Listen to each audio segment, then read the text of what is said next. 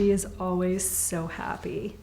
Anytime anybody comes into the room or anybody does anything that's somewhat entertaining, she always gives you the biggest smile and the biggest laugh and the biggest hug. It's one of her best features and what I'm most proud of. Allie typically developed almost her first year of life, so sat up at 6 months, was doing everything that was reaching her milestones. About 10, 11 months we started to, think, oh, she's not quite catching up to where I see these other little kids. Allie was diagnosed with Angelman Syndrome at approximately 18 months. Angelman Syndrome is a neurogenetic disorder, typically characterized by developmental delays, seizures, nonverbal. They struggle with balance and jerky gait.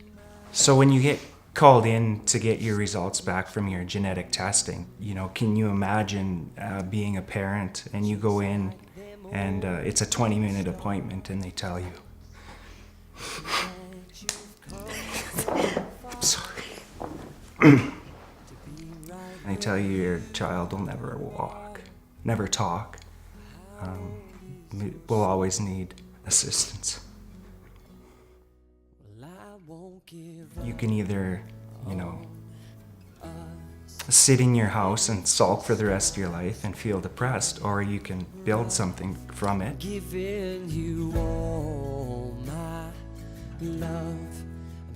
Prader-Willi syndrome, it's like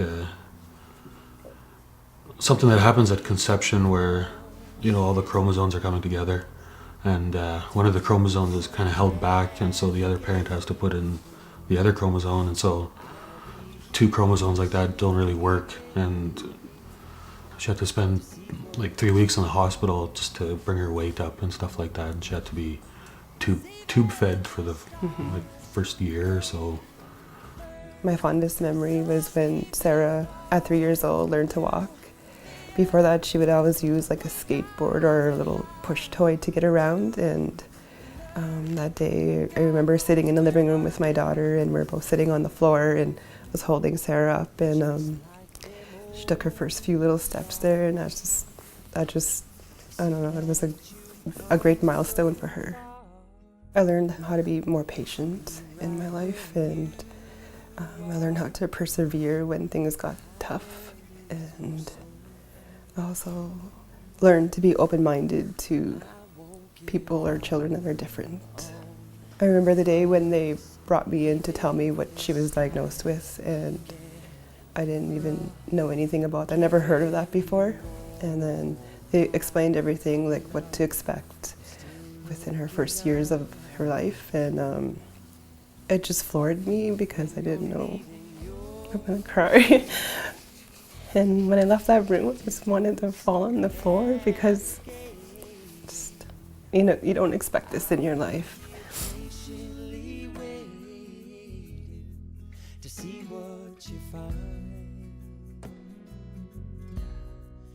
Even the stars, they burn. Some even fall to the earth. We got it live. Between the hospital stays, the constant running, some families we see have to go to the hospital to receive their medications, have nurses come into the home to give their meds. That piled on top of therapy, trying to figure out school, trying to figure out just day-to-day care for their child. So the idea of granting wishes to children with intellectual disabilities is to focus on, is it a holiday, is it an iPad, is it an airplane ride, whatever it is, let families be families and a child be a child. If she was to receive her wish, it would give us a break, and we'd basically a vacation for everybody. Yeah, a break from all the routine and daily struggles. I think the best way an individual or a family could support the Angels and Friends Foundation is through donating money or raising money, and secondly is awareness and advocacy for children and parents and families with intellectual disabilities.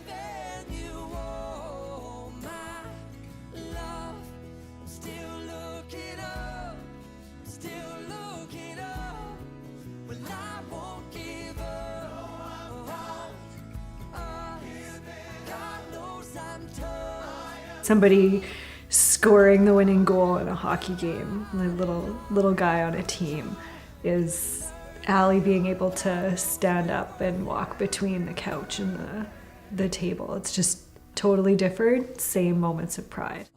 Like Tracy said, it's not better or worse, it's different. And your kid might be a star, but so is mine.